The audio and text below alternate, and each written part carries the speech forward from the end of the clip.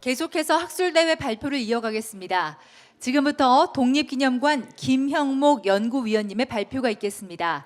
김형목 연구위원님께서 무대 위에 올라와 주셨고요. 여러분 참가자분들께서는 뜨거운 박수로 환영해 주시기 바랍니다.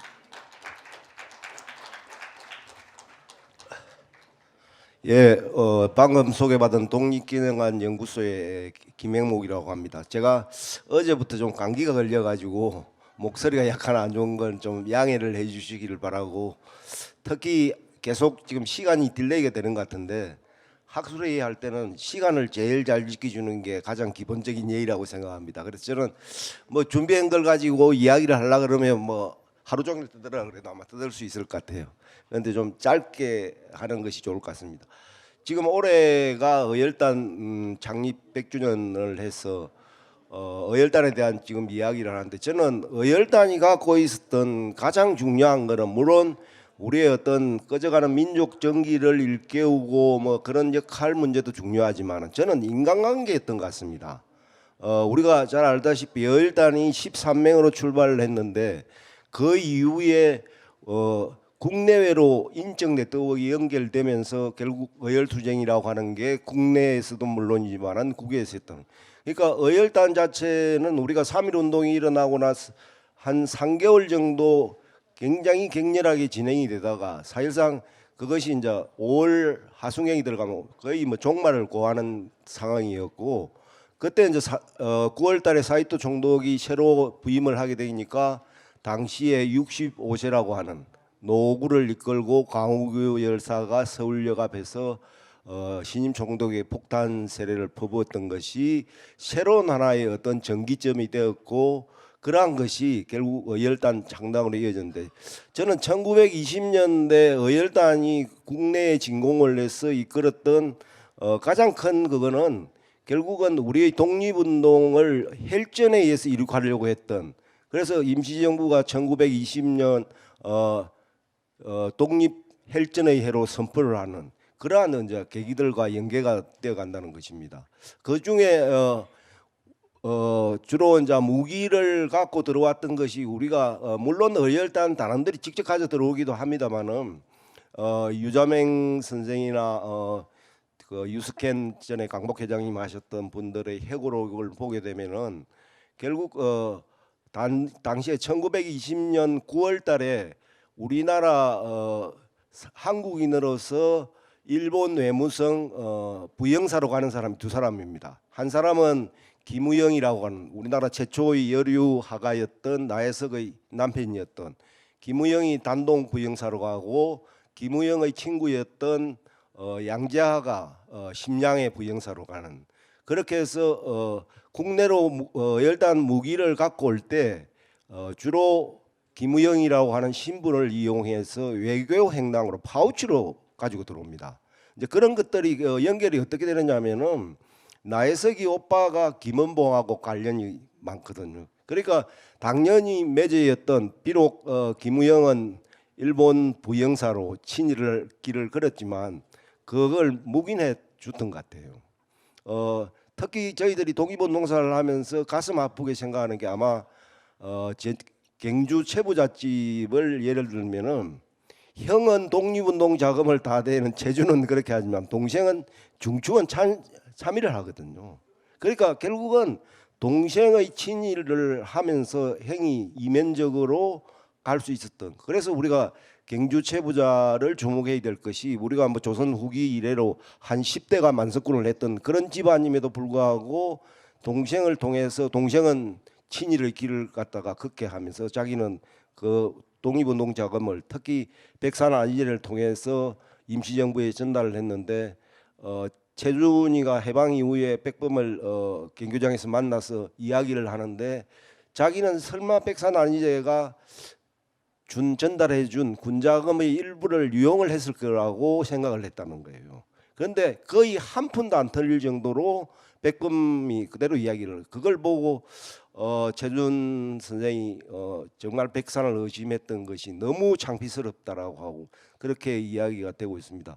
제가 최근 5월 초에 경주 최부잣집에 가서 이제 그 동안에 한 400여 년이 내려오는 소장 자료를 봤는데 정말 한 3만 6천 정 가까이 됩니다. 심지어 명함이 1910년대 20년대에 한 600장이 있어요. 그리고 경주 지역에서 군 단위에서 국제보상운동 모금을 했는데 그 성책이 약 5,800명 정도가 돼요. 한 군에서. 그런데 그 글씨가 다른 군의 성책이 있는 걸 제가 본 거는 뭐 이 사람도 쓰고 저 사람도 쓰고 해가 글씨가 비틀비틀하고 뭐 좀 다양하죠. 그런데 여기는 5,800명이 한 사람이 다 썼던 거예요. 그래서 정말 경주 체부자가 그냥 우리가 재산상 뭐 이런 부분뿐만 아니라 기록을 정말 깔끔하게 남기고 있다. 그리고 그것이 한 400년 동안이 되니까 그 동안에 우리가 말로만 체부자 그것이 아니라 거기에 들렀던 문객들이 정말 우리 역사책에는 드러나지 않는 정말 저는 자료의 보고라고 생각을 하거든요. 그런 면에서 우리가 어열단들이 갖고 있는 그것이 인맥이라고 하는 인적 맥락이 그런 속에서 이루어졌고 그렇기 때문에 지속적으로 이루어졌고 특히 1920년 박정희 의사가 이제 어그를 할 때는 그 이전에 어열단이 국내에 파견을 했는데 제1차 총공격이 실패를 해버렸어요. 그러면서 이제 잘 알다시피 밀양의 각적이나 이제 이런 분들이 보복을 당하게 되니까 어떻게 보면 박정희 여사는 이제 그 보복을 하기 위한 그 수단으로 하는데 특히 저는 깜짝 놀랐던 게 뭐냐면은 거의 암호문을 상하이에 있는 단원들한테도 연락을 할 때 뭐 나는 대마도로 가서 이제 그런 식으로 우리 엄을 한자의 엄을 따서 보내주는 거예요. 그러니까 자기는 무사히 들어왔다라는 거죠. 이제 그런 그걸 통해서 그 동안에 학교를 다니면서 이제 관계를 맺었던 우리가 최천택이라든지 오재영이라든지 김병태라든지 이런 사람들하고 유경학교에서 이제 같이 의원금을 국제보상 의원금을 내거든요. 그때 이제 명단들이 쭉 72명이 있는데 거기에 같이 이제 등장을 하고 그 이후에 부산 상고라고 하는 공립 부산 상고를 들어가게 되는데 거기에서 이제 같이 의기투합이 되어서 당신은 잘 알다시피 강제병합 이후에 식민지 노예 교육이라는 게 이제 일본 정신을 심어주는 거 아니에요. 그런데 우리 역사를 모르기 때문에 안 된다 그래서 헨체가 썼던 동국 역사를 복사를 해서 배포를 하고 그런 그걸 하다 발각이 됐는데 그래도 그때는 식민지 초기라서 그런지 부모들이 가서 반성을 하고 그걸 해서 풀려납니다. 이제 그렇게 되고 나서 다시 이제 또 동지들끼리 뭉쳐서 이래 가지고는 안 되겠다. 그래서 구세단이라고 하는 세상을 구하는 군대와 같은 제가 요즘 최근에 좀 보면서 백야 김자진 같은 경우에도 홍성군에 거기다 구세군 지형을 만들더라고요. 그래서 이게 구세군이라고 하는 게 어떤 군대적인 성격을 갖고 있으니까 그거 부분하고 그 이전에 있었던 영악당이나 할빈당하고도 저는 좀 우리의 그 역사적인 맥락에서 보면 그런 그걸 좀 볼 수가 있었다는 거죠. 그래서 그 구세군 활동을 하다가 이제 그 다시 발각이 되어서 이제 또 반성을 하고 그렇게 해서 이제 졸업을 하고 부산에 취업이 됐는데 아마 당시에 우리가 흔히 이야기하는 블랙리스트가 돼서 요주유물이 됐으니까 퇴직을 당하는 것 같습니다. 그래서 친척 집이 있는 이제 외관으로 가서 무곡상을 좀 하다가 거기서 돈을 700원이라고 하는 거금을 빌려서 당시 700원이면 얼마나 큰 돈이냐면은 군수들 한 달에 월급이 한 40원 정도 되거든요. 그러니까 그 2년치를 빌려가 가서 이제 상하이로 나가게 되고 거기에서 싱가포르를 왔다 갔다 하면서 가장 그때 이익이 많는 그것이 인삼 장사입니다. 그래서 아마 싱가포르를 왔다 갔다 하면서 인삼 장사를 했고 실제 우리 독립군 진영에서 군 자금을 모금할 때 제일 많이 활용하는 게 인삼 장사입니다. 거의 국내와 비교했을 때는 40배에서 50배 정도 가까이 이익이 남는 장사였습니다. 이제 그런 그걸 하면서 김원봉을 만나게 되고 김원봉의 제2차 이제 국내 총공격이 되니까 처음에는 좀 망설였던 것 같습니다. 뭐 저는 충분히 그랬을 거라고 합니다.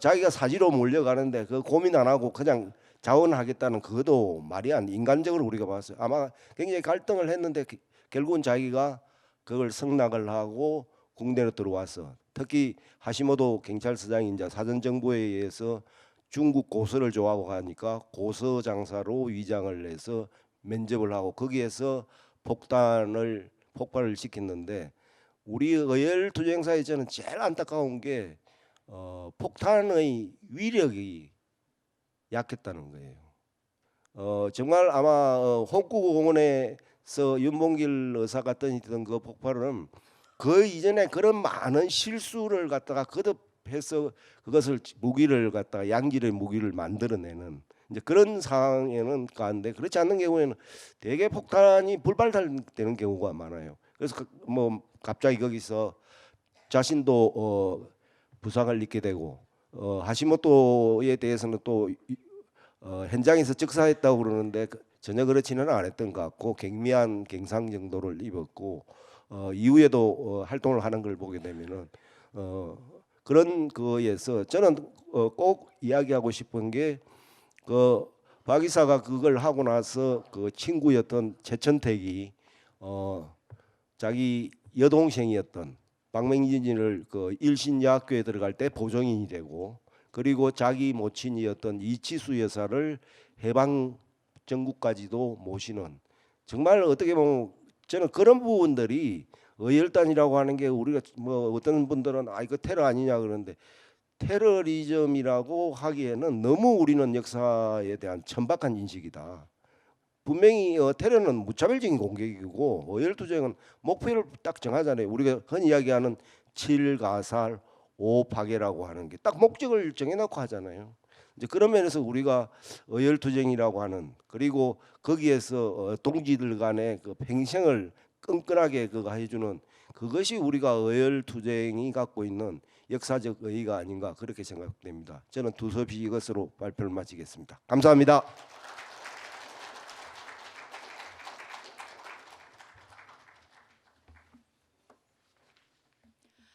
네, 아주 간결하게 센스 있게 해주셨습니다.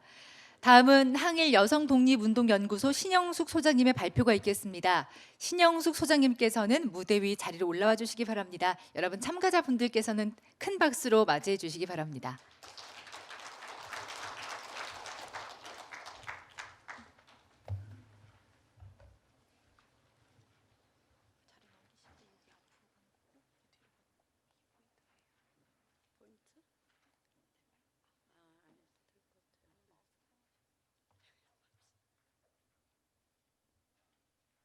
네, 안녕하십니까. 지금 방금 소개받은 항일 여성 독립운동 기념사업회 연구소에 있는 신영숙입니다.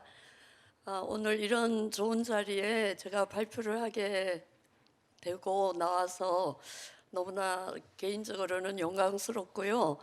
또 오신 분들이 이렇게 끝까지 자리를 지켜주시는데 많이 힘드시죠? 괜찮으세요? 박차정 선생님에 대해서는 혹시 들어보시기도 하셨겠지만 김원봉 의열단 단장의 부인이시고요. 또 부인이실 뿐 아니라 독립적으로도 여성 독립운동을 많이 하신 분이에요. 그래서 혹시 오늘 이 모임에서는 여성은 박차정 선생님 한 분이신 것 같은데요. 짧게 그냥 요약해서 발표를 하도록 하겠습니다. 네, 이것은 사실은 2001년 그 김대중 대통령의 정부가 들어섰을 때 여성부가 처음 생기면서 남녀 평등 헌장이 공포가 됐었어요. 근데 이것도 역사의 하나의 사실이고 그 내용이 너무나 좋은데 아시는 분들이 너무 없는 것 같아서 제가 이런 기회에 한번 소개를 드리기 위해서 그 전문 중에 일부만 말씀드립니다. 그 아랫부분에 우리는 차별이 사라진 평등한 사회, 폭력이 없는 평화로운 사회, 인권이 존중되는 민주사회를 지향한다. 그리고 거기에 여성들이 동참한다는 그런 중요한 내용이 있는데도 불구하고 2001년에 발표된 것이 지금까지도 유효할 뿐 아니라 얼마나 여기에 대한 실현이 되고 있는가 저희가 반성을 좀 했으면 하는 바람도 있습니다. 네, 그리고 민족의 노래는 사실은 마지막에 소개하겠습니다. 네, 박차정 선생님의 출생과 가족, 사실 저는 오늘 이 발표에 김원봉 선생님에 대한 강의가 있을 줄 알고 박차정 선생님은 굉장히 소략해도 되겠다 했었는데 의열단 이야기나 다른 지사님들 말씀은 많이 나왔어도 김원봉 선생님에 대한 또 이야기는 별로 없었던 거 아닌가 싶습니다. 어쨌든 박차정 선생님에 대해서 그 생애를 다 훑어볼 시간은 없을 텐데요. 대단히 그 훌륭한 독립운동가 집안의 따님이었다는 것, 그리고 앞에서 내빈 소개할 때에 박차정 선생님의 조카님이 오셨다 그랬는데요. 박문희라는 제일 큰 오빠의 아드님이 오늘 오셔서 저한테도 좋은 자료를 주셨습니다. 나중에 시간이 되면 따로 소개를 드리겠습니다. 그리고 어머니 쪽에 외가 쪽에도요 대단히 그 김두봉 선생 또 김두전 선생님 이런 훌륭하신 분들이 나온 그 어머니 집안에서 특별히 그 아버지가 항일 투쟁이란 명분과 함께 일찍 돌아가시고 나서도 그 자녀분들을 대학까지 공부시키면서 열심히 어머니가 교육을 시켰다는 것, 한국의 뭐 여성 어머니들이 다 훌륭하시겠지만 박차정 선생님 어머니가 더욱 그 자녀분들에 대해서 훌륭하게 키우시지 않았나 싶고요. 네, 이 사진은 동래구에 박차정 선생님 생가를 복원했다고는 하는데 저희가 다녀왔었는데 정 위치는 아니고 그 정 위치에서 약간 벗어났지만 아무튼 생가가 복원돼 있습니다. 여학교 때부터 박차정 선생님이 활동을 해서 15세, 16세, 19세 그러니까 지금으로 따지면 거의 초등학교 때부터 집안의 영향이 컸겠죠. 항일 운동 단체 이런 데 가입을 해서 활동을 했고요.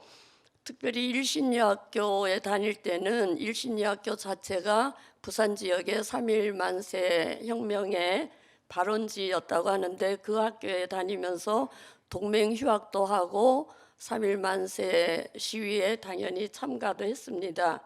뿐만 아니라 문학에 대한 깊은 조예가 있었다고 해요. 그래서 예를 들면 일신여학교 잡지 교지에 철야라는 소설을 썼는데 거기에 주인공 이름이 철야예요. 근데 이게 어떻게 보면 나중에 만주에 가서 활동할 때 가명이 임철야였거든요. 이렇게 어려서부터 그런 생각을 깊이 하고 있었지 않나 생각이 듭니다. 그리고 이제 학교를 졸업한 후에는 바로 근우회라는 여성단체, 그러니까 좌우 합작 통합된 단체라는 근우회에 동네 지회에 가입한 후에 1년 후에 서울로 올라와서 본부에 임원이 되고 1930년 그러니까 29년 광주 학생 운동을 계속해서 하는 서울 만세 여학생 만세 시위에 박차정 선생과 허정숙 선생 이런 분들이 주동자로 들어갑니다. 그러고 체포됐지만 다행히 병보석으로 나왔고요. 그 병보석 후에 둘째 오빠가 의열단 단원이었는데 박문호거든요. 그분의 요청이랄까 도움으로 바로 중국으로 망명 갑니다. 그래서 이제 의열단에 가입을 했다고까지 나오는데요. 사실은 뭐 이때쯤에는 이제 의열단이 거의 해체되고 의용대로 바뀌는 과도기라고 볼 수 있는데, 어쨌든 이때 이제 김원봉 선생을 만나게 되는 거죠. 그 직전에 김원봉과 함께 1930년 북경에서 조선공산당 재건동맹 중앙위원회도 들어갈 수 있었어요. 그건 국내에서 이미 근의회 활동을 했다라는 걸 다 인정을 받았기 때문이 아닌가 싶고요. 레닌주의 정치학교 이런 것도 운영했다고 하고요. 네, 김원봉 선생을 만나서 바로 결혼의 골인이랄까요 하게 되는데, 화북대학에 다녔다고 합니다. 어떤 책에는 졸업이라고는 하지만 졸업한 것 같지는 않고요. 그때 마침 김원봉 선생님이 많이 편찮아서 병원에 입원했을 때에 제 이 내용은 앞에서보다는 좀 부드러운 가볍다면 가벼울 수 있는 이야기일 수도 있는데요. 간병을 아주 극진하게 해서, 물론 그 전부터 두 분이 알고는 있었지만 김원봉 선생이 말하자면 감히 박차정 선생을 부인으로 맞을 생각을 못했는데, 이 간병한 결과로 두 분이 부부의 연을 맺게 됐다고 해도 과언이 아닌 것 같습니다. 왜냐하면 12살의 차이가 있고요. 재혼인지 아닌지는 제가 아직 조사를 확실히 못했는데요. 어느 자료에는 김원봉 선생의 첫째 부인이 있었다. 근데 그런 내용은 제가 읽은 책 속에는 없었어요. 책 속에는 없고 인터넷 사이트에 있었던 거 아닌가 싶은데요. 어쨌든 박차정 선생의 경우는 당연히 초혼이고, 두 사람이 행복한 결혼 생활을 거의 10년 정도 영위를 하게 됩니다.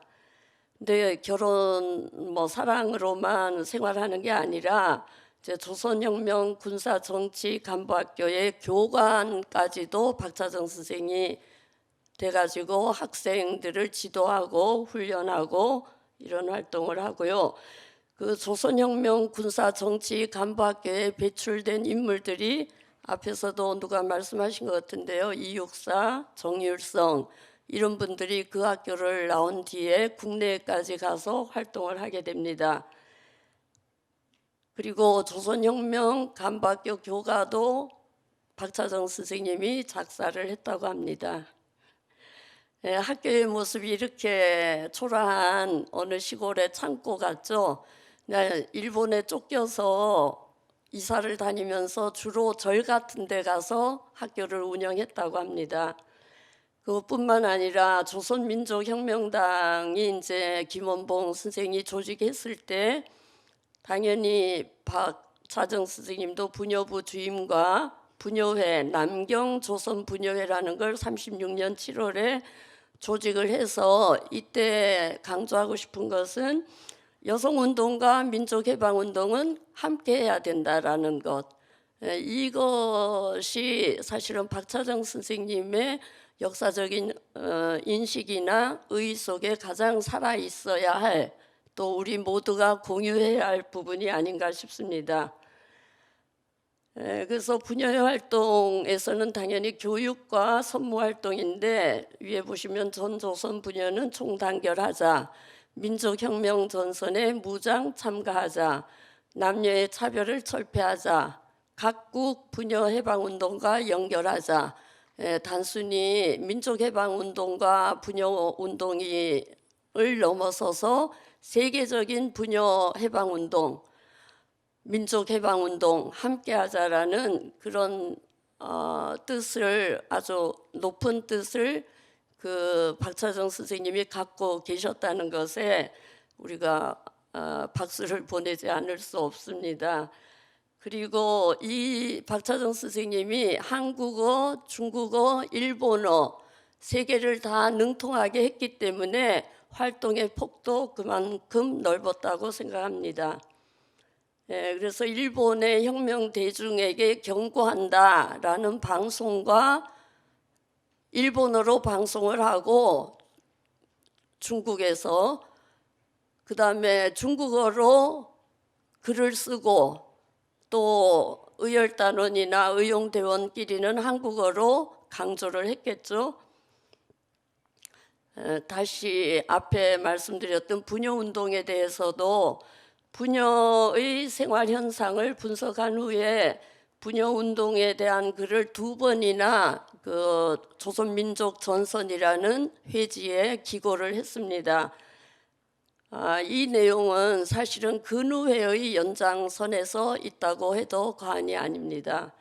그래서 끝으로 박차정의 역사인식을 보면 민족해방과 여성운동, 1919년 도쿄 28 독립선언에서 3.1혁명으로 그리고 근우회로 그리고 30년의 서울 여학생 만세운동으로 그 다음에 중국에서의 민족혁명당 남경 조선부녀회 그리고 제일 먼저 제가 말씀드렸던 오늘 2001년의 남녀평등 헌장 속에 이 같은 정신이 살아있지 않을까, 그리고 우리가 그것을 계승 발전시켜야 하지 않나 하는 소명의식, 사명감 이런 걸 느끼게 됩니다. 이상 제 발표를 마치겠습니다. 감사합니다. 네, 발표해 주신 신영숙 소장님께 다시 한번 감사의 말씀드립니다. 다음은 민족문제연구소 장신 연구위원님의 발표가 있겠습니다. 장신 연구위원님께서는 무대 위로 올라와 주셨고요. 여러분 뜨거운 박수 부탁드립니다. 예, 시간이 많이 흘렀습니다. 발표문을 읽지 않고 밀정에 대해서 이제 간략하게 보고를 드리겠습니다. 지난 8월 광복절 특집으로 KBS에서 이제 시사기획창에서 밀정 2부작을 했습니다. 좀 많은 반향이 있었는데요. 그때 나왔던 것 중에 하나가 이제 아무래도 프로그램상 많은 국민들에게 좀 분위기를 환기시키기 위해서 좀 유명한 독립운동가들의 측근들이 밀정으로 변했다라는 이야기를 했습니다. 우덕순이라든지 아니면 이제 이정희라든지 이런 사람 이야기했습니다. 그리고 이제 일부 말미에 약 900명에 가까운 밀정의 명단을 이야기했습니다. 아마 그걸 보고 많은 분들이 충격을 받으셨던 것 같아요. 실제로 밀정이 독립운동에 얼마나 많은 해악을 끼쳤는가. 대략적으로 이야기는 들고 알고 있었는데 그렇게 많았단 말이야. 실제로 뭐 더 많죠. 사실 우리가 공부를 하다 보면 수없이 많은 밀정의 존재를 부딪히게 되는데 그 밀정의 이름들을 알 수가 없습니다. 많은 보고서에서 이름을 거의 명시하지 않거든요. 대부분 밀정의 보고에 따르면 이렇게 나옵니다. 그나마 이름이 나와도 그 사람이 진짜 본명인지 가명인지 알 수가 없다는 거죠. 그럼 어떻게 밀정을 연구할까? 사실 밀정은 매우 중요합니다. 그날도 이렇게 이야기 나왔지만 밀정은 사실 독립운동 진영에 침투해서 내용을 그대로 파악해서 보관 일을 하는 거죠. 어떻게 보면 독립운동 단체라든지 독립운동가들이 체포되거나 일망타진, 어떻게 보면 괴멸되는데 1등 공신들입니다. 그만큼 위험도 많죠. 우리가 알고 있는 밀정들은 뭐 배정자 같은 사람부터 하다못해 경찰이 끄나불 같지 뭐 정의학에 따라서 밀정의 범위는 아주 다양합니다. 그러면 우리는 어떤 사람들을 밀정을 규정할까? 또 사실 그 많은 밀정들 이름 밝히는 게 어떤 의미가 있을까? 사실은 독립운동가들, 특히 독립운동, 뭐 이제 의열단이라든지 임시정부를 이야기할 때 그들이 얼마나 많은 힘든 공간에서 활동을 했는가. 사실 뭐 먹고 살기 힘든 거라든지 이거 떠나가지고 얼마나 많이 쫓기고 살았는가. 그리고 우리의 비밀을 어떻게 지키려고 노력했는가. 이런 걸 파악이 중요하다는 거죠. 그러면 역시 적들인 총독부라든지 외무성이라든지 일본군, 어떻게 보면 일본 제국주의가 어떻게 독립운동 진영을 정보를 수집했는가 아는 게 좀 필요하다고 할 수 있습니다. 대체로 이제 이 밀정을 운영했던 기간, 그러면 이제 실제로 밀정에 고용되어서 월급 받는 밀정들이 있는데 어디에서 운영했는가 하는 것을 볼 필요가 있습니다. 대체로 이제 일단은 군, 뭐 관동군이나 조선군이 되겠죠. 그렇지만 자료를 구할 수가 없습니다. 아직도 공개되지 않습니다. 두 번째는 외무성입니다. 우리 같으면 외교부에 해당됩니다. 기본적으로 이제 조선 총독부가 조선에 있기 때문에 조선 밖에 나와서 활동을 하기가 힘듭니다. 그러니까 이제 중국 각지에 영상안이 있는 외무성에 경찰을 두고 그 경찰서에 이제 고등기를 두어서 밀정을 운영해야 되는 거죠. 그래서 외무성에서 이제 밀정을 운영합니다. 우리가 그 자료들을 대부분 볼 수가 있습니다. 그렇지만 이 밀정, 우리가 이제 독립운동가를 연구하거나 독립운동 연구할 때 가장 핵심 자료가 이 외무성 자료입니다. 근데 또 약점이 있어요. 1925년까지밖에 없습니다. 20년 이후 자료가 다 불타가지고 일본에도 없습니다. 어떻게 보면 밀정을 통한 연구가 안 되는 거죠. 세 번째가 이제 조선 총독부가 파견한 조선 총독부 파견원입니다. 어떻게 보면 조선 독립운동에 가장 책임을 지고 있는 기관이 조선 총독부입니다. 아마 어떻게 보면 가장 많이 정보를 수집해야 되겠죠. 그렇지만 자기들은 밖에 나가 활동을 할 수가 없습니다. 결국 사람을 보내야 된다는 거죠. 그래서 이제 조선 총독부가 운영했던 밀정 운영 기관이 경무국 파견원이란 이름으로 존재합니다. 파견원은 말 그대로 사람을 보내는 겁니다. 그래서 어떻게 보면 한 사람들을 이야기하기도 하지만 그 기관 자체가 파견원이 되는 거죠. 그럼 언제부터 만들어졌는가라고 생각을 해보면 대체로 1910년대에도 있었던 것 같아요. 아마 블라디보스토크하고 간도 영사관 정도에만 오랫동안 한 2명 정도가 파악됐던 것 같습니다. 그러다 1919년 3.1운동 이후에 이제 해외로 독립운동이 확산되고 그리고 뭐 임시정부가 만들어지고 만주에서 독립전쟁이 벌어지니까 이걸 어떻게 빨리 저지해야 되겠다라고 생각을 하면서 본격적으로 이제 밀정들을 보내서 독립운동에 대한 정보를 수집하게 되는 거죠. 자, 그러니까 어떻게 되느냐? 경무국에 1919년 이제 8월에 기존의 헌병 경찰 제도를 폐지하고 보통 경찰 제도로 바꾸게 됩니다. 그러면서 이제 이 경무국 내에 보안과를 처음에 고등경찰과가 있다가 보안과를 바뀌는데 여기에 이제 통역관을 두게 됩니다. 말 그대로 통역 삼성하지만 이 통역관들은 일본인 경찰 중에서도 한국어를 아주 잘하는 사람들, 능통한 사람들이 통역관 되는데 이들이 이제 해외로 파견되는 것들이죠. 대체로 이제 그 기구의 변화 자체는 쭉 양상이 다르지만 원래는 이제 간도와 블라디보스토크는 없어지고 20년대 초반에는 이제 중요성이 달라지니까 상하이와 길림, 하얼빈 그리고 봉천 이런 곳에 이제 파견원이 주어집니다. 보내집니다. 그리고 시간이 지나면서 이제 일본의 제국의 영역이 확장되고 그리고 독립운동이 활발해지는 곳에 따라서 인원이 증원되거나 아니면 새롭게 파견원이 설치되는 거죠. 아니면 천진이라든지 아니면 뭐 장가구라든지 아니면 또 훈춘이라든지 이런 곳에 이제 점점 확대가 됩니다. 그리고 마찬가지로 이제 일본에도 처음엔 도쿄에만 설치했다가 이제 오사카, 시모노세키 이렇게 가게 되는 거죠. 대체로 1940년에 이르면 일본과 중국을 통해서 한 12군데 정도의 파견원이 설치됩니다. 이 파견원들은 기본적으로 사무관급, 우리로 보게 되면 한 5급이나 4급 정도의 현재 관료들이 파견된 거죠. 현재 경찰들입니다. 그들이 가서 이제 일을 하고 그리고 좀 큰 지역, 상하이 같은 곳에서는 지금의 6급이나 7급 정도 되는 이제 경부, 경찰 간부들이 이제 보좌를 하게 되는 거죠. 이들이 가서 이제 주로 첩보를 수집합니다. 그럼 주로 어떤 사람들이 가게 되느냐? 아직까지 사실 사람들을 잘 파악하기 힘듭니다. 대부분 이제 일본 경찰이 무조건 보내는 게 아니라 정원 내에서 예산 범위 내에서 움직이기 때문에 사실 사람을 함부로 보낼 수는 없어요. 그래서 20년대만 하더라도 통역관, 어떻게 보면 정원이 정해지기 때문에 통역관 보내다가 20년대 후반 30대 들어가게 되면 인원을 계속 확충합니다. 그래서 이제 사무관이라든지 하다 안 되면 이제 촉탁, 임시로 고용하기도 하고 고온을 이제 쓰기도 하죠.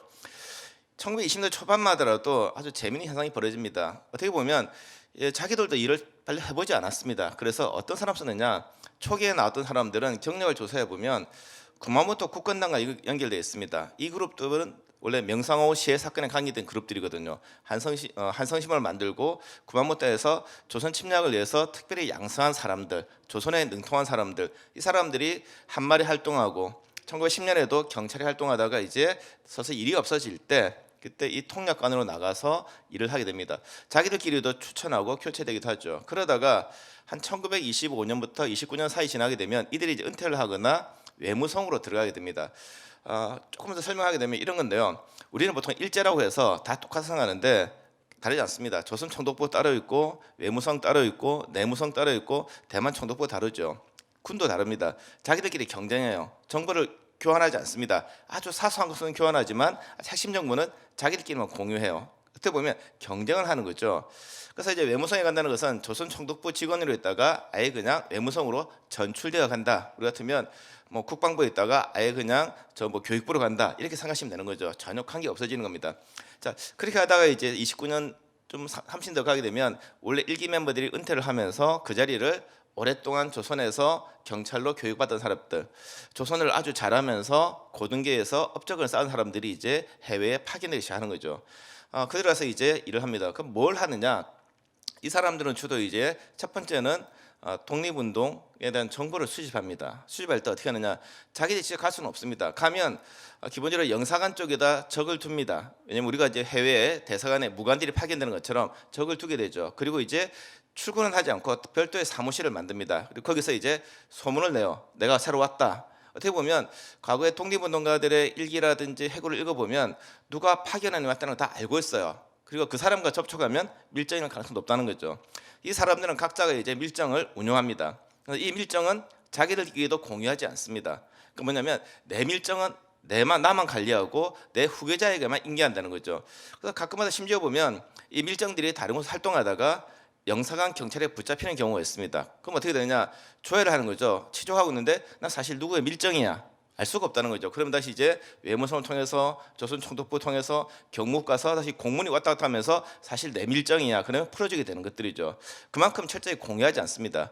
그러다가 이제 아주 중요한 전개가 되는 것이 아까 나왔던 윤봉일 의원을 계기로 해서 그 이 밀정 소위 이 파견원 조직이 대거 개편되게 됩니다.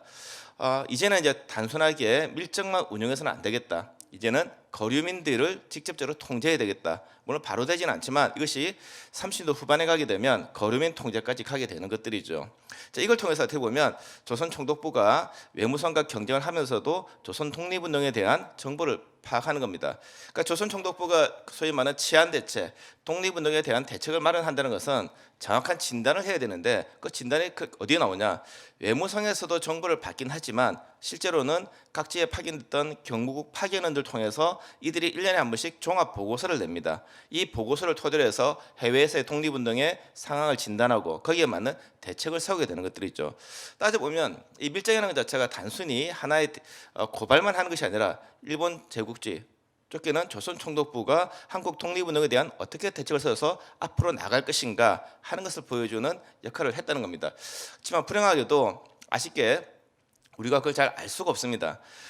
자료가 거의 없어요. 알다시피 대부분의 자료가 망실되었습니다. 그리고 우리가 볼 수 있는 어떤 신문기사 몇 개, 그리고 외무성에 나와 있는 조금 단편적인 기록들, 이게 전부라는 거죠. 제가 오늘 보고 드리는 것도 어떻게 보면 제가 발표는 좀 늦게 되어 나왔는데 사실 구성이 하기 쉽지가 않습니다. 수없이 많은 밀정이 나와서 우리의 독립운동을 탄압했지만 그리고 그 근거가 되었지만 우리는 그 밀정을 운영했던 기간이 어떤지도 잘 모르고 사실 또 어떻게 운영되었는가도 잘 알 수가 없다는 것들이죠. 이게 앞으로 이제 학계가 계속 관심을 가지고 해야 되는 일들인데 제 이제 역량이 부족해서 오늘은 이 정도밖에 보고를 못 드리겠습니다. 앞으로 더 열심히 하도록 하겠습니다. 감사합니다.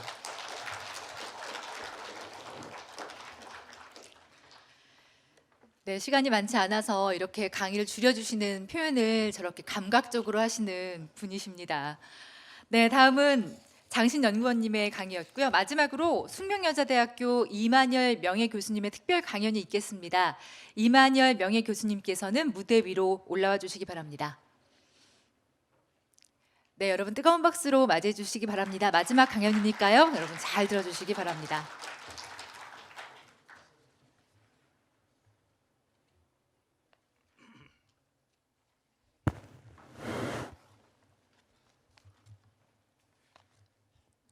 제목을 특별 강연이라고 했지만은 사실은 특별 강연이 아니고 제가 원고를 못 내겠다, 그래서 못 하겠다 하니까 처음에는 앞에 뭐 순서에 들어 있었는데 그러니까 뒤에 교섭이 그럼 특별 강연으로 해가지고 원고 없이 좀 해주십시오. 그래가지고 된 겁니다. 특별 강연이 아닙니다, 결코. 오늘 여러분들께서 말씀하신 것은 주로 독립운동 행적에 관한 것입니다. 그러나 저한테 주어진 것은 이 서훈에 관한 것입니다. 독립운동을 하셨는데 국가에서 어떻게 서훈을 했느냐. 그러니까 우리 정부의 서훈 정책이라 할까, 이걸 먼저 좀 알아야만 얘기가 되지 않겠느냐 해서 제가 여러분들에게 나눠드린 그 자료들은 서훈 제도가 어떻게 변천되어 왔느냐 하는 걸 우선 먼저 얘기를 했습니다. 그래서 95페이지에 보면은 그게 서훈 제도의 둘째 번에 훈장 제도의 변천이라고 해가지고 그 훈장 제도가 어떻게 변천되었느냐 하는 것, 그 다음에 독립 유공자에게 수여하는 훈장, 이걸 건국 훈장이라고 했습니다. 이제 나중에 말씀드리겠습니다만은 건국훈장이라는 이름으로는 모르겠습니다. 우리 대한민국에서 김원봉 선생에게 건국훈장을 줄 수 있겠느냐? 건국훈장이라는 이름으로는 좀 어렵겠다. 나중에 결론이 그렇게 나온다는 걸 미리 말씀을 드리겠습니다. 건국훈장의 종류는 5가지로, 사실은 훈장은 5가지고 그 다음에 포장, 포창 해서 2개가 더 있습니다. 맨 위에 보면 대한민국장, 대통령장, 독립장, 애국장, 애족장 그렇게 있습니다. 그리고 뒤에 포장을 만들어서 건국 포장과 대통령 표창 이렇게 해서 현재 독립유공자 공적심사위원회에서 이 7개 부류로 해서 지금 서훈을 하고 있습니다. 그 서훈의 기준은 어떻게 되어 있느냐? 그 밑에 나와 있습니다. 독립장 이상은 그러니까 대한민국장과 대통령장, 독립장 이건 8년 이상 옥고를 치렀거나 8년 이상 독립운동을 했을 경우인데 그 독립운동의 성격에 따라서 대통령장도 되고 그러니까 대한민국장도 되고 대통령장도 되고 독립장도 된다 하는 걸 이해해 주시면 좋겠습니다. 다음 페이지로 넘어가겠습니다. 다음 페이지는 독립유공자 서훈의 역사라고 되어 있는데 이건 국가보훈처에서 간행한 그 책에 의해서 제가 정리를 한 것입니다. 근데 그 맨 앞에 보면은 네 번째 줄에 초대 대통령 이승만과 부통령 이시영 등 1등 건국 공로 훈장을 서훈했습니다. 여기서부터 출발합니다. 지금 옛날 같으면은 이승만 박사가 이런 걸 받은 데 대해서 별로 관심이 없었습니다. 아마 그런가 이렇게 생각하는데 이게 독립유공자라고 하는 것과 관련해서 보면 과연 이승만 박사가 독립유공자로서 대한민국장을 받을 수가 있었겠느냐? 여기서부터 훈장 제도가 지금 꼬이기 시작한 것이 아닌가 하는 그런 생각이 듭니다. 쭉 내려가셔서 1960년대 와서 훈장 제도를 관장하는 국가기관이 국사편찬위원회, 그러니까 문교부입니다. 문교부에서 그 뒤에 내각 사무처를 거쳐서 1970년대 맨 밑에 보시면은 77년 국가보훈처로 담당 업무가 이관되면서 본격화되었다. 지금까지 국가보훈처에서 이걸 맡아 있습니다. 그 다음 페이지에 97페이지 80년대 가서 변화가 좀 있습니다. 그 변화의 중요한 것은 사회주의 독립운동가들에게도 표창을 하기 시작했다.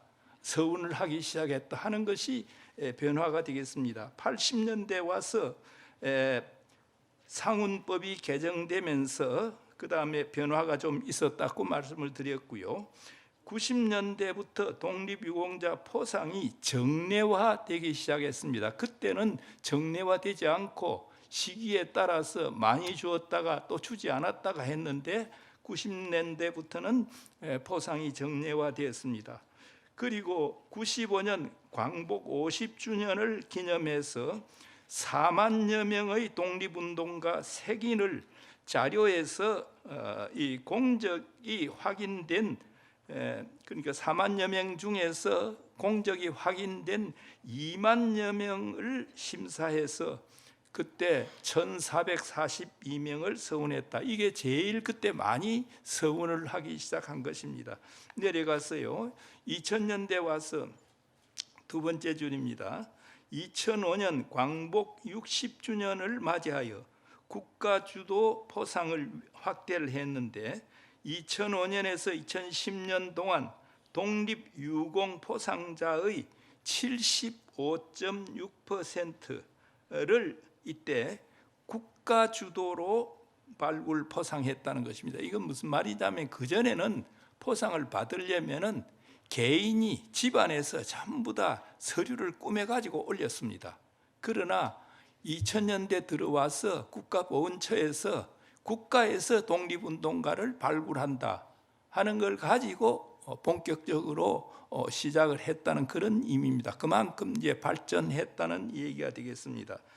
그 다음에 또 하나 중요한 것은 사회주의 독립운동가에 대한 심사 규정이 개정이 됩니다. 개정이 되어서 사회주의자들에게도 이제 사회주의 독립운동가들에게도 포상을 하자 이렇게 된 것입니다. 이제 그 결과 포상의 결과가 지난 4월까지 그러니까 2019년 4월까지 제가 그 통계를 요건 제가 조금 전에 있는 여러 통계들을 종합해 가지고 제가 이거 만들어 본 것입니다. 참고로 해 주시면 좋겠습니다. 다음에 김원봉 선생과 이제 관련된 것으로서 이 사회주의 개통의 독립운동 자들에 대한 서훈의 문제가 되겠습니다. 앞서 말한 대로 1990년대 언급이 좀 되고 2000년대 와서 이게 본격화되기 시작했습니다. 거기에 사회주의 둘째 번이에요. 사회주의 독립운동가에 대한 심사 규정을 개정해 가지고 그 다음에 그 개정된 내용이 그 다음 동그라미에 나옵니다. 사회주의계나 종교계나 문화계 사람으로서 독립운동을 했다 하면은 그냥 독립운동을 한 것보다는 한 등급을 낮추어서 드리는 것이다. 이렇게 되었습니다. 예를 들어서 여운령 선생 같은 분도 처음에는 대한민국장 최고의 장을 드려야 된다 해가지고 그 심사위원회에서 논의가 많았습니다. 그때 제가 심사위원회에 참석을 했습니다. 논의가 많아가지고 저하고 몇 사람은 최고의 훈장 드려야 된다 이렇게 나왔고 그 다음에 나중에 투표까지 갔습니다. 투표 좀처럼 안 하는데 투표에 가서 여운영 선생이 최고 훈장인 대한민국장을 못 받고 그 다음 장을 그렇게 받게 되었습니다. 그러니까 사회주의 왜 그러냐? 여운영 선생에게 사회주의적인 요소가 보인다 하는 그런 것 때문에 그랬는데 여하튼 국어운동을 열심히 해가지고 이훈재 선생 같은 분 그것도 국어운동도 독립운동의 일환 아니냐. 그런데 국어운동을 통한 독립운동이다 하면은 한 등급을 낮춥니다. 그 다음에 기독교계에 예를 들면 신사참배 반대 투쟁을 통해서 이 서훈을 받는 분들도 한 등급 낮춥니다. 사회주의 계통도 마찬가지입니다. 그렇게 됐다는 걸 이해해 주시면 좋겠습니다. 그 다음에 중요한 것은 그 사회주의계 등에 대한 서훈의 둘째 번에 해방 후 북한 정권 수립에 참여하지 않은 자에게만 서훈한다. 이게 내규로 결정이 되었습니다. 그러니까 아무리 독립운동을 많이 하더라도 해방 후에 행적이 불분명하거나 해방 후에 그리고 북한 정권에 참여하지 않았다는 것이 확정이 되면은 주겠다. 그러니까 우리 김원봉 선생은 여기에 걸리는 거예요. 이분은 나중에 국가검열상이라든지 그 노동상이라든지 그다음 이런 걸 다 했거든요. 북한에 가서. 그러니까 이때까지 심사에 오르지도 못했다는 걸 말씀드립니다. 참고로 거기에 나와 있는 명단들이 있는데 이분들은 주요 사회주의자 포상 현황입니다. 대한민국 정부에서 사회주의자들의 독립운동이지만은 이 서훈을 한 경우입니다. 이건 그러니까 주로 45년 이후에 돌아가신 분입니다. 돌아가신 분이니까 해방 이후에 북한 정권에 참여할 수가 없죠. 그래서 이분들에게는 한 등급을 낮추어서 이렇게 준 겁니다. 그 중에 줄을 끄는 부분이 두 개가 있습니다. 참고로 줄을 끄는 강진석 이분은 김일성의 외삼촌입니다. 외삼촌인데 이분이 그러니까 돌아가신 것은 42년에 돌아갔고 백산무사단 해가지고 징역 13년을 받았습니다. 그래서 이분은 애국장을 받았습니다. 징역 13년 같으면은 뭡니까? 징역 8년 이상 같으면 독립장 이상이 됩니다. 그러나 이렇게 되었습니다. 그 다음에 오른쪽 페이지에 김형건, 그리고 아내는 형권이라고 했죠. 이분은 그러니까 자기 김일성의 아버지가 김형직입니다. 그 이제 삼촌입니다. 삼촌인데 이분도 징역 15년 해가지고 애국장밖에는 되지 않았습니다. 독립장 이상이 충분히 될 수 있는데 사회주의계라 해가지고 됐습니다. 제가 이렇게 줄을 꺼난 이유는 이게 한 3년 전에 자유한국당 개통에서 죄송합니다. 이런 말을 안 해야 되는데 그냥 정치권에서 이 김일성 외삼촌과 삼촌에게 어떻게 대한민국 정부에서 서운을 할 수 있느냐 해가지고 말이 많았습니다. 말이 많아가지고 결국 그게 보훈처에까지 압력이 들어가고 당시에 보훈처장이 조금 그런 분이었습니다. 그런 분이 그냥 압력을 또 넣기 시작했습니다. 그래서 독립유공자 공적심사위원회에서 결의까지는 했습니다. 이걸 치탈하기로 결의까지는 했는데 거기에서 결정하면 되는 게 아니라 그게 국무회의까지 올라가야 됩니다. 그러니까 그 선에서 지금 머무르고 있습니다. 모르겠습니다. 지난 4월 달에 제가 그 할 적에는 국무회의까지 올라갔다는 소리를 못 들었으니까 아직까지 치탈하지 않은 걸로 그렇게 되어 있습니다. 마지막으로 102페이지 오늘 강의의 그 강연의 주제라고 할 수 있는 김원봉 선생에 관한 이야기가 되겠습니다. 김원봉 선생의 양력에 관해서는 간단하게 제가 정리를 했습니다. 서운 문제 내려가겠습니다. 해외 항일 독립 운동만으로 볼 때, 그러니까 국내에 와서 돌아와서 또는 망명하기 전에 그건 빼고 중국에서 독립운동을 한 그것만 가지고 따지면은 김원봉 선생의 그 공적은 김구 선생에 못지 않습니다. 그래서 그 예를 하나로 이게 일제 현상금이 김구 선생에게는 60만 eng인데 김원봉에게는 100만 eng 걸었다는 거. 이게 뭐 객관적이지는 아니지만은 얼마나 독립운동에 그 했느냐, 일제가 미워했느냐 하는 걸 엿볼 수 있습니다. 그 다음에 두 번째로 현재 독립유공자 공적심사위원회 심사 기준 내규입니다. 이건 어떤 법령도 아닙니다. 내규에 의하면은 사회주의계 독립운동에 대해서는 북한 정권 수립에 참여한 경우는 서운 불가의 조건이 있습니다. 이것 때문에 지금 김원봉 선생에게 그걸 못 드리고 있습니다. 앞서도 얘기했습니다. 말씀드렸습니다만은 김원봉 선생은 48년에 북으로 가서 그 다음에 국가검열상, 노동상, 그리고 최고인민회의 상임위 부위원장까지 지났습니다. 북한 정권에 참여를 했다는 것입니다. 그래서 이쪽 우리 독립유공자 공적심사위원회 그 규정에, 내부 규정에 의하면 사회주의계라도 이렇게 북한 정권에 참여한 경우는 드릴 수 없다 하는 것 때문에 거론도 못하고 있다는 걸 말씀드리겠습니다. 1994년 12월 31일부터 독립유공자 예우에 관한 법률이 국가유공자 예우 등에 관한 법률에서 분리 입법을 했지만은 훈장 명칭은 건국훈장으로 되어 있습니다. 독립훈장이나 이런 게 없습니다. 건국훈장으로 되어 있습니다. 자, 이런 상황에서 김원봉 선생에 대해서 서운을 못 하고 있는데 어떤 대안적 방법이 없느냐? 그걸 이제 제가 여기에 조금 말씀을 써놨습니다. 첫째는 사회주의계 독립운동 서운에서 북한 정권 수립에 참여한 자는 제외한다는 이 조건을 제거한다면 그의 서운은 일단 가능합니다. 이건 법으로 이렇게 대통령령이나 국가 법률로 정한 건 아니기 때문에, 그러니까 공적심사위원회 안에 내규로 되어 있기 때문에 이걸 제거할 수는 있습니다. 자, 그래서 이제 준다고 합시다. 그러면은 거기에 풀릴 사람들이 김원봉 선생 한 분뿐이 아닙니다. 올라가면 누구까지 올라갈 수 있습니까? 북만주에서 빨치산하는 사람들 다 들어갈 수가 있어요.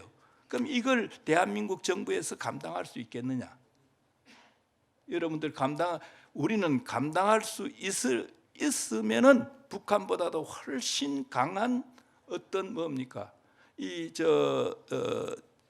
국가적 성격이나 이런 걸 가질 수 있다고 생각합니다. 그것까지 다 포용할 수 있으면 되는데 지금 우리 정치 상황으로 봐서 45년 전에 돌아간 김일성의 삼촌 외삼촌 준 것도 지금 빼라 해가지고 그게 지금 심사위원회에서는 일단 빼기로 했거든요.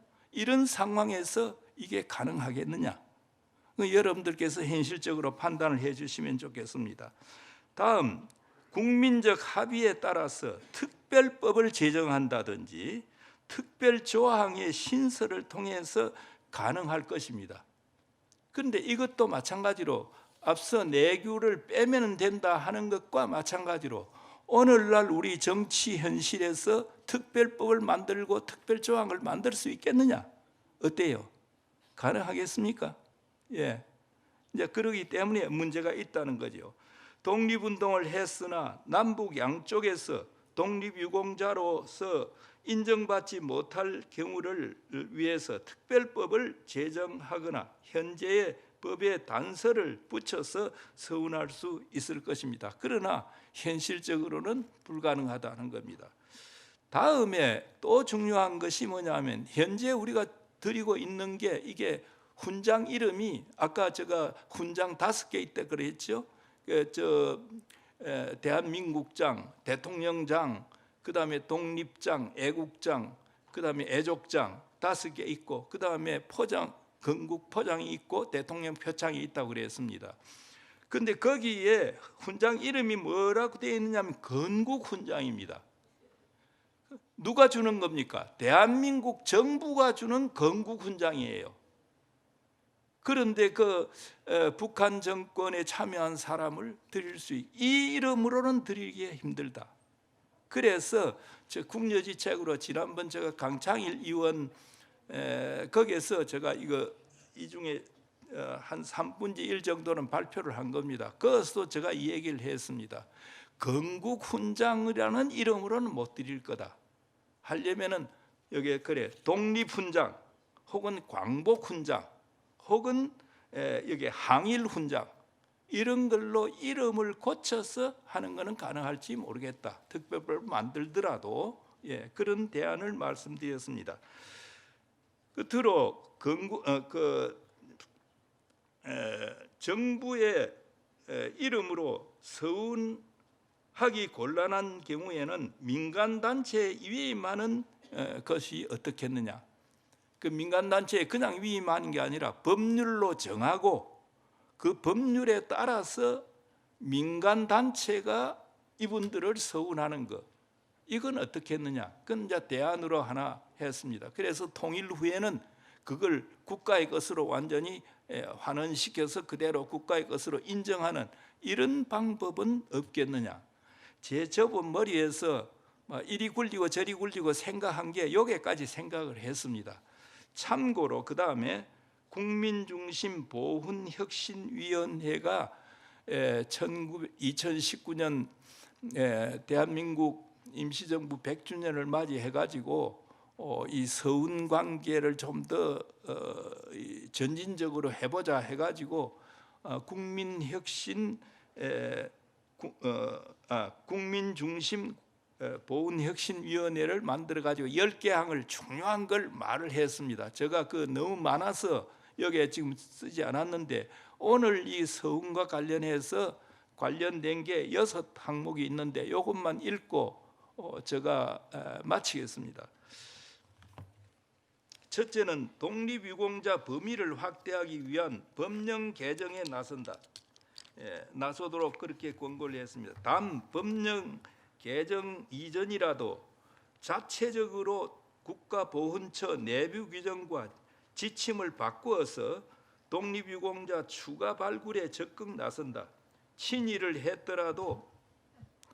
했더라도 과거의 잘못을 뉘우쳐 독립운동에 동참한 사람들은 증거가 확보될 때 독립유공자로 평가한다. 둘째, 남에서도 북에서도 사상이나 정치적 이유로 독립운동 공적을 온전히 평가받지 못하고 있는 운동가들을 적극 독립유공자로 서운한다. 셋째, 심사 과정에서 기준에 따른 서운 등급을 평가한 뒤 사회주의자라는 이유로 하향 조정된 사례는 모두 조사해서 재조정한다. 넷째 번, 위 사항을 집중 검토하기 위한 공적심사위원회를 기존에 존재해온 분과별 심사위원회와 별개의 분과로 구성해서 집중적으로 운영함으로써 3.1운동 100주년을 맞아 김원봉 등 독립유공자로 평가되어야 할 독립운동가들에게 적정 서운을 함으로써 국가적 자부심을 고양할 수 있도록 최선을 다한다. 여기에서 어떤 얘기까지 있느냐 하면 현재 독립유공자 공적심사위원회와 다른 위원회를 하나 만들어서 심사를 해라 하는 것까지도 권고를 하고 있습니다. 위 별개의 공적심사위원회는 그동안 심사 과정에서 제대로 평가받지 못하고 보류된 독립운동가들을 2019년 8월 15일까지 최대한 신속하게 재검토한다. 이달의 독립운동가에서 제외된 여운형 등 독립운동가들을 조사해 신청 대상 명단에 추가적 또는 우선적으로 올림으로써 선정의 편향성을 개선한다. 이렇게 건의를 했지만은, 그리고 또 국가보훈처에서 이걸 발표한다고, 국민 앞에 발표한다고 했는데 제 기억으로서는 아직 발표된 적이 없습니다. 이걸 발표해 가지고 우선 정치권에서 너무 얘기가 될 거고요. 또 했을 경우에 감당하지 못할 그런 것이 너무 많지 않을까 하는 것 때문에 이 밖에도 굉장히 중요한 것을 국민중심 보훈혁신위원회에서 건의한 것이 있다는 걸 말씀을 드리겠습니다. 마치겠습니다. 감사합니다. 네, 귀한 말씀 감사드립니다. 이만열 명예교수님의 강연이었습니다. 자, 이제 여러분들 참 많이 알게 되셨죠? 네, 이제 국내 학술대회를 마무리하겠습니다. 마지막으로 이 자리의 추진위원이시자 신흥무관학교 기념사업회 김상훈 공동대표님의 마무리 발언이 있겠습니다. 김상훈 공동대표님께서는 무대 위로 올라와 주시기 바랍니다.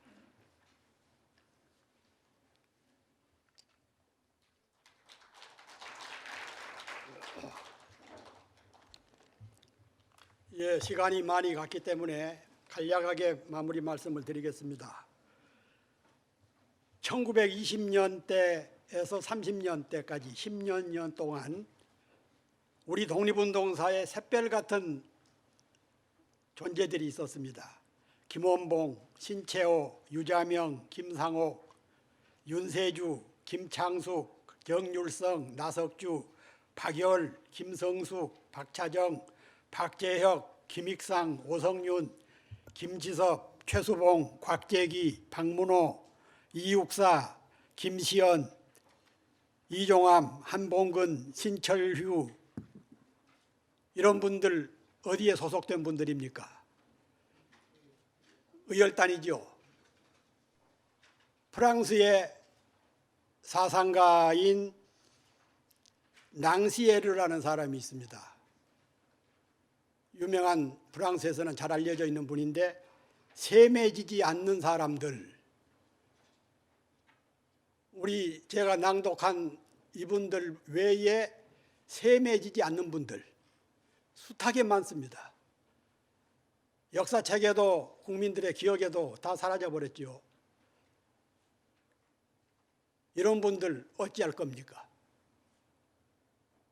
그리고 조금 전에 이만열 선생님께서 우리 보훈 실정을 참 많이 문제점을 지적도 하시고 대안도 제시를 하고 그랬습니다. 아시다시피 우리나라 보훈법에는 1905년 을사늑약 을미의병부터 1945년 8월 14일 일본 패망 때까지 항일 운동을 하는 분들에게 독립 훈장 서훈을 하도록 돼 있어요. 김원봉 선생이나 의열단 이런 분들이 항일 운동을 하지 않았습니까? 그런데 우리 속담에 꼬리가 몸통을 흔든다. 서훈법의 본문에는 서훈법에는 방금 설명드린 대로 해방 하루 전날까지 항일 운동을 하는 분들한테 서훈을 한다고 해놓고서는 그 내규에다가 해방 후에 북한 정권에 수립된 사람들은 제외된다. 꼬리가 몸통을 흔든 거지요. 세상에 그런 법은 없습니다. 그러나 다만 현재 우리 사회가 처하고 있는 수구 세력의 엄청난 파워 때문에 이게 쉽지가 않지요. 그래서 이만열 선생님께서도 말씀하셨듯이 특별법 제정이라든가, 그런데 따지고 보면은 우리나라 근현대사는 제도권보다는 민중의 힘에 의해서 발전해 왔습니다. 1894년 동학혁명, 1919년 3.1혁명, 4.19 혁명, 6월 항쟁, 촛불혁명, 제도권에서 하지 못한 것을 우리 민중들이 권리에서 해냈습니다. 독립운동도 그렇습니다. 우리 국민의 힘이 다시 한번 필요할 때가 됐다고 생각을 합니다. 몇 해 전에 돌아가신 성공회대학교 신영복 선생 글에 한 사람의 일생을 평가할 때 그 사람의 일생에 들어가 있는 시대의 양을 준거로 해야 된다. 그 사람을 평가할 때 일생을 바쳐서 했던 그 양을 준거로 해야지 말기에 조금 북한 정권에 그것도 쫓겨가서, 제가 지난번 국회에서 강의할 때 왜 김원봉 서훈의 문제가 무엇인가를 발표한 적이 있습니다마는 남쪽에 있었으면은 여운형 선생이나 김구 선생처럼 암살당하기 직전이었습니다. 친일파들에 의해서. 그래서 불가피하게 북한으로 갔다가 북한에서도 견디지 못하고 남쪽으로 탈출하려다가 보위부에 붙잡혀서 자살 또는 타살, 암살 그런 분이에요. 그리고 그를 추종했던 부하들은 1957년인가요? 연안파 숙청 때 대부분 다 숙청됐습니다. 남쪽에서는 소외되고 북쪽에서는 숙청되고,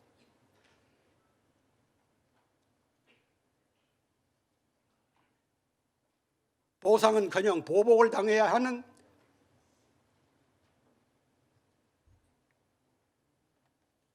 의열단을 우리 국민들이 이제 살려내야 될 것 같습니다.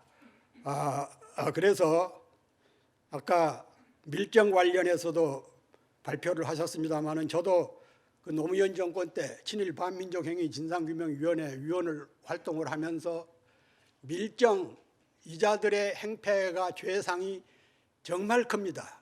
그런데 그림자는 있는데 실체가 없는 분자들이 밀정들이에요. 이 밀정에 대해서도 좀 더 연구를 해야 될 것 같고, 앞서 제가 서두에서 말씀드렸습니다마는 조선의열단 창설 100주년을 맞아서 우리 시대가 역사 정의를 바로잡고 사회 정의를 바로잡는 우리 시대, 우리 국민들, 우리 시민들이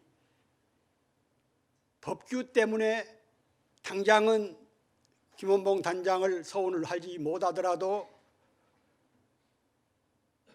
위령비라도 추모비라도 우리 시민들의 손으로 적절한 기회에 적정한 장소에다가 세웠으면 하는 생각이 듭니다. 오는 10월 22일 날 의열단 관련 국제학술회의가 또 있습니다. 그때도 시간을 내서 많이 참석해 주시기를 바라고 저의 말씀을 이걸로 마치겠습니다. 감사합니다. 네, 김상훈 공동대표님의 좋은 말씀 감사드립니다. 아울러서 지금 들으신 대로 이어서 개최되는 행사에 대해서 간단히 안내 말씀드리겠습니다. 조선의열단 100주년 기념사업 추진위원회에서는 오는 9월 28일 서대문 독립공원에서 걷기 대회 신채호, 김성숙, 류자명이 나간다와 또 오는 10월 22일 이곳 프레스센터에서 국제학술대회를 개최할 예정입니다. 여러분의 많은 관심과 참여 부탁드리고요. 자세한 내용은 위원회 홈페이지를 통해서 확인해 주시면 되겠습니다. 오늘 참 뜻깊은 시간이었던 것 같습니다. 귀한 강연들을 들을 수 있었고 또 새로운 학술적 내용들을 확인할 수 있었던 소중한 자리였던 것 같습니다. 다시 한번 끝까지 남아서 경청해 주신 내빈분들께 깊이 감사의 말씀을 드리겠습니다. 이제 학술대회 막을 내리겠습니다. 행사를 마치겠습니다. 안녕히 들어가십시오. 대단히 감사합니다.